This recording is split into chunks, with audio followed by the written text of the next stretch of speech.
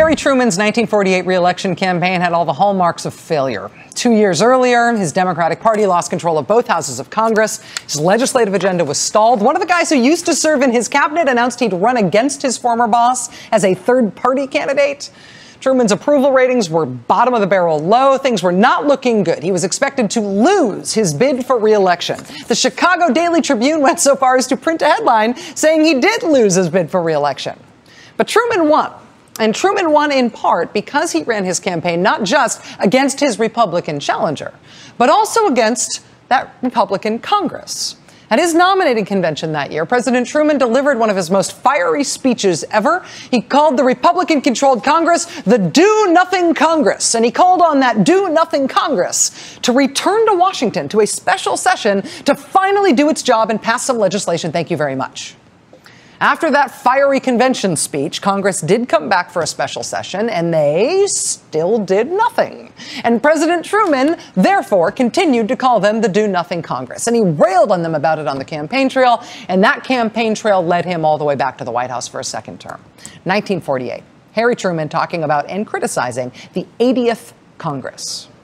This Congress, the one in Washington today, is the 112th Congress.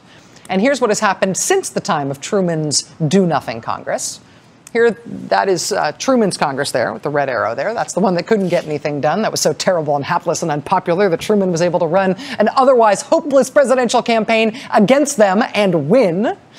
The graph shows how much legislation was passed by that Congress, right? That was history's Do-Nothing Congress. Here is our current Congress. The good old 112th. Here's our current Republican-led Congress. Truman's Congress passed a meager 900 or so bills.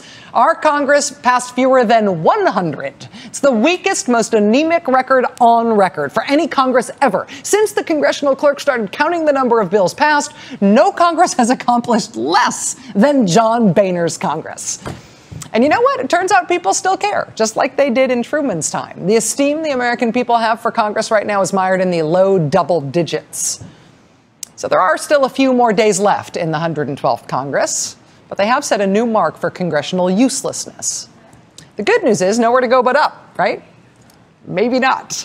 Today, the Republican House Majority Leader Eric Cantor released the new House calendar for next year, for the next Congress. And if you're hoping for a little more production next year compared with this year, look, 365 days on the calendar next year, Republicans have decided to give themselves 239 days off, including the weekends. They'll only be in session for 126 days, roughly a third of the year. That's it. The other two-thirds of the year is reserved for time not spent at work. There are 3 months next year when the House will be in session for a ground total of 8 days. So if you liked the do less than the do nothing Congress we've had this past year, you are going to love the next Congress next year. Just don't blink because you might miss them. Now it's time for the last word. Have a great weekend.